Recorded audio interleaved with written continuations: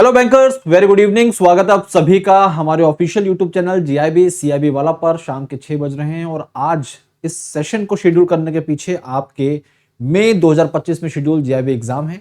GIB exam के point of view से हमारी पूरी टीम लगातार मेहनत कर रही है, जैसे कि आप सभी को ज्यादा से ज्यादा बेनिफिट हो इन सेशन से। इसी नजरिए से आज के दिन इस सेशन को शेड्यूल किया गया है। इससे पहले हम मॉड्यूल ए के इंपॉर्टेंट टॉपिक्स, किस तरह से आपकी स्ट्रेटेजी होनी चाहिए, किस तरह से प्रिपरेशन करनी है, सारी चीजें हम बता चुके हैं।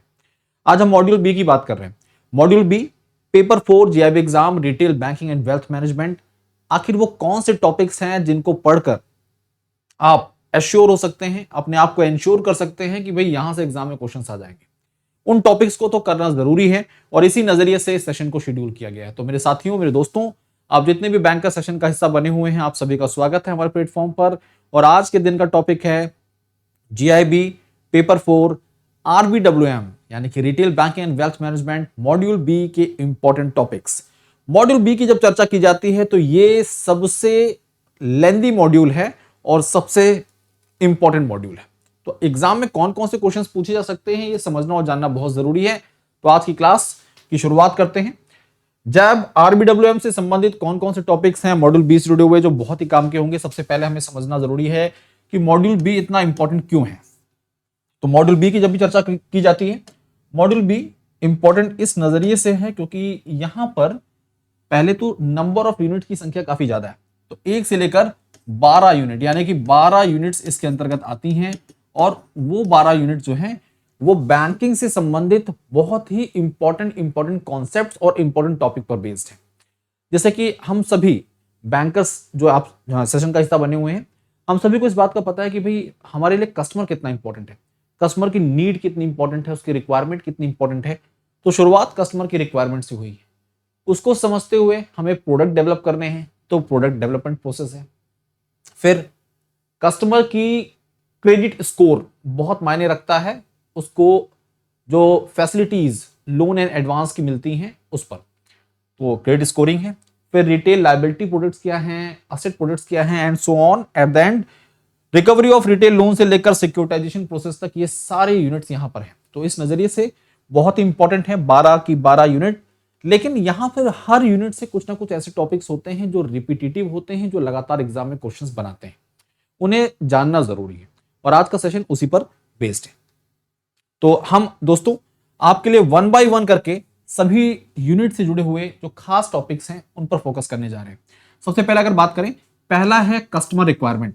कस्टमर रिक्वायरमेंट की जब बात करते हैं तो यहां पर सबसे पहला जो टॉपिक है वो है कस्टमर सेगमेंटेशन। कस्टमर सेगमेंटेशन बहुत इंपॉर्टेंट है। एग्जाम में यहां से आपको 2 क्वेश्चंस मिल जाते हैं। कस्टमर सेगमेंटेशन का मतलब इनकम के आधार पर किस तरह से कस्टमर को कैटेगराइज किया गया है। हमने पढ़ा 6 कैटेगरीज में उन्हें बांटा गया है, ठीक है। उन कैटेगरीज के बारे में आपको जानकारी होनी चाहिए।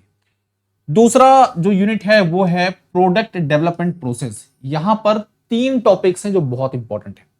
पहला तो किसी भी नए प्रोडक्ट को डेवलप करने में जो प्रोसेस शामिल है, न्यू प्रोडक्ट डेवलपमेंट प्रोसेस क्या क्या है, ये जानना जरूरी है, ठीक है। इसके बाद उस पर्टिकुलर प्रोडक्ट की लाइफ साइकिल क्या होती है, प्रोडक्ट की लाइफ साइकिल क्या है, ये बहुत इंपॉर्टेंट है। एग्जाम में यहां से क्वेश्चंस जरूर मिलते हैं। और तीसरा होता है प्रोडक्ट आर्किटेक्चर। ये 3 टॉपिक हैं आपके मॉड्यूल बी के सेकेंड यूनिट से जुड़े हुए हैं, बहुत काम के हैं। क्रेडिट स्कोरिंग की जब बात करें तो बहुत ही बेसिक सा है कॉन्सेप्ट, आप सभी को उसके बारे में पता होता है।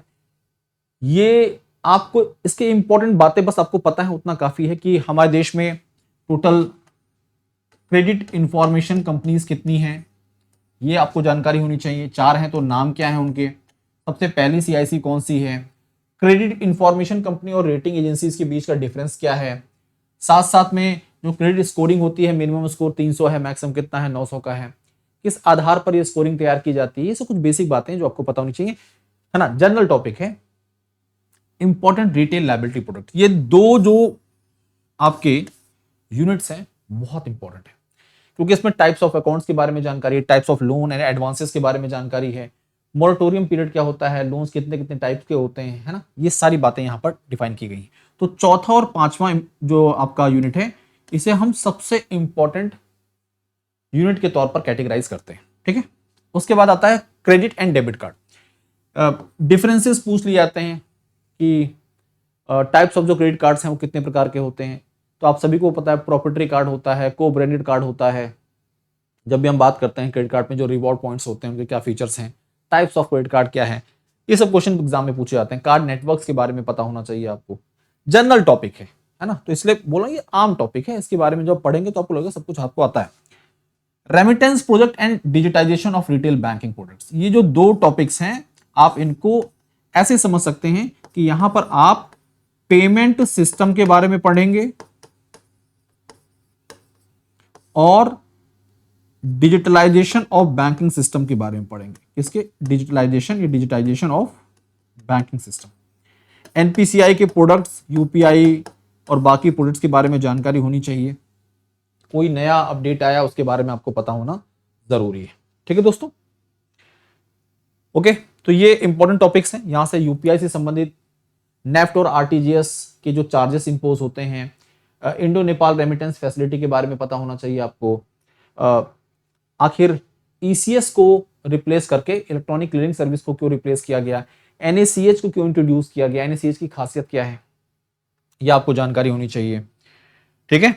और साथ साथ में जितने भी एनपीसीआई प्रोडक्ट्स हैं आपके, ये जो ना इन दो टॉपिक की बात करें तो यहां पर आपके लिए जितने भी एनपीसीआई प्रोडक्ट्स हैं उन पर आपको अपडेट होना बहुत जरूरी है, उनके अपडेशन आपके पास होने चाहिए। अगली बात, आर्टिफिशियल इंटेलिजेंस का क्या रोल है देश में बैंकिंग सिस्टम में, रिटेल बैंकिंग में। इससे एग्जाम में 2 क्वेश्चन 3 क्वेश्चन आ जाते हैं। करंट की टेक्नोलॉजी है, खूब चर्चाओं में रहती है, हर सेक्टर में इसका इन्वॉल्वमेंट देखने को मिल रहा है। इस नजरिए से एआई से जुड़े हुए 2-3 जनरल क्वेश्चन आपके एग्जाम में देखने को मिलेंगे। एक बहुत ही बेसिक सा क्वेश्चन है, फादर ऑफ एआई कौन है, ये पूछ लिया जाता है। एआई का आप देखते होंगे चैट बॉट में इस्तेमाल हो रहा है, काफी बैंकों के द्वारा जो भी चैट बॉट इंट्रोड्यूस किए हैं उसमें यूज होता है एआई का, जनरेटिव एआई। ऐसे क्वेश्चन एग्जाम में आते हैं। अब बात करते हैं जो तीसरा मोस्ट इंपॉर्टेंट यूनिट है, वो है recovery of retail loans. Recovery of retail loans, M Narasimhan committee, committee on financial system, monitoring of loan accounts, SMA. इसके बाद asset classification, income recognition, provisioning, SARFAESI act, DRT, Lok Adalat, ARCs, ये सब आपको पता होनी चाहिए। ये जो है recovery of retail loans very important, ठीक है। एमआईएस जनरल टॉपिक है, बेसिक टॉपिक है, बहुत ही आसान टॉपिक है, इसमें ज्यादा दिक्कत नहीं होगी आप लोग को। बेसिक जो क्वेश्चन है वो आपको क्लियर होनी चाहिए। Securitisation, the next most important is securitisation. देखिए जहां पर सर्कल लगा दिया मैंने आपको, तो इस सर्कल से कंफ्यूज मत हो जाएगा आपको। ये मैंने आपको यहां पर इंडिकेट कर दिया कि भाई चौथी और 5वीं यूनिट, 10वीं और 12वीं यूनिट बहुत इंपॉर्टेंट है एग्जाम के नजरिए से, ये आपको पता होना चाहिए, ठीक है। इनके बारे में सारी, सिक्योरिटाइजेशन क्या है, इसके जो टर्मिनोलॉजीज हैं, एमएचपी क्या है, ठीक है, मिनिमम रिटेंशन रेशियो क्या है, एमआरआर क्या है, ये सब चीजें हैं जो बड़ी इंपॉर्टेंट है, ये एग्जाम में पूछी जाती है, ठीक है। तो इस तरह से मॉड्यूल बी के सभी इंपॉर्टेंट टॉपिक्स आपको यहां पर बता दिए गए हैं, समझा दिए गए हैं। कोई दिक्कत परेशानी बेफिक्र हो गए कमेंट बॉक्स में मेंशन कर सकते हैं, उस पर जवाब आपको जरूर मिल जाएगा। अब बात करते हैं भाई जीआईबी एग्जाम एक बार में क्लियर करना चाहते हैं तो वन स्टॉप सॉल्यूशन क्या है। हमेशा हमारी पूरी टीम आपको वन स्टॉप सॉल्यूशन के बारे में बताती है कि वो है जीआईबी महापैक। जीआईबी महापैक जिसके अंतर्गत आपको मिल रहे हैं 15 से ऊपर के बैचेस, 15+ बैचेस आपको मिल जाते हैं। उदाहरण के तौर पर बता दूं, जैसे फाउंडेशन बैच आया हमारा जिसमें हम कॉन्सेप्ट थ्योरेटिकल पोर्शन कवर करते हैं, उसके बाद आता है फाउंडेशन प्लस एमसीक्यू बैच, फिर हम लाते हैं एमसीक्यू बैच, फिर लाते हैं MCQ case study batch, revision, quick revision batch, marathon batch. इस जितने भी बैचेस हैं जो हो चुके हैं, जो चल रहे हैं, जो आने वाले हैं, इन सब का एक्सेस आपको 6 मंथ, 1 ईयर और 2 ईयर के लिए मिल जाता है। यानी कि जबरदस्त महापैक है ये, और इसलिए वन स्टॉप सॉल्यूशन बोलते हैं। 6 मंथ का सब्सक्रिप्शन 2799 का है, 1 ईयर का सब्सक्रिप्शन 3999 का है, और 2 ईयर का सब्सक्रिप्शन आपके लिए 5999 का अवेलेबल है। एक तो महापैक और इसके साथ साथ में 4 सेट ऑफ बुक जो है हमारी, वो ये 2 कॉम्बिनेशन आपके जीआईबी एग्जाम क्लियर करा देगा। अगर आप इंडिविजुअल बैचेस के साथ जुड़ना चाहते हैं तो जैब एमसीक्यू बैच 1999 में अवेलेबल है। इंडिविजुअल बैचेस जो हैं वो 799 में, जैसे कोई एग्जाम एक रह गया तो उसके लिए आप इंडिविजुअल बैचेस के साथ जुड़ सकते हैं हमारे।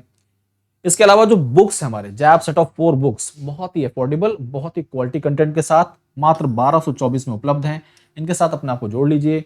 जैब महापैक 1 year subscription, 2 year subscription, 6 month subscription और ये किताब आपकी, ये आपके जैब एग्जाम एक बार में क्लियर करने का रास्ता है। तो साथियों, इस तरह से आज के सेशन को यहां पे एंड करते हैं। This is my Telegram channel jab_cap by Bhaskar sir. इसके साथ अपने आपको जोड़ लीजिए। कोई दिक्कत, कोई परेशानी, बेफिक्र होकर साझा करिए। आपका अपना प्लेटफॉर्म है, आपकी अपनी क्लास है। और wish all the best. Exam मई में शेड्यूल है, इस नजरिए से समय कम बचा हुआ है। ऑल द बेस्ट, पढ़ते रहिए, आगे बढ़ते रहिए। कोई क्वेरी, कोई डाउट, बेफिक्र होकर इस टेलीग्राम चैनल पर शेयर करिए और कमेंट बॉक्स में भी मेंशन कर सकते हैं आप। सेशन को लाइक करिए, दोस्तों को शेयर करिए। Thank you.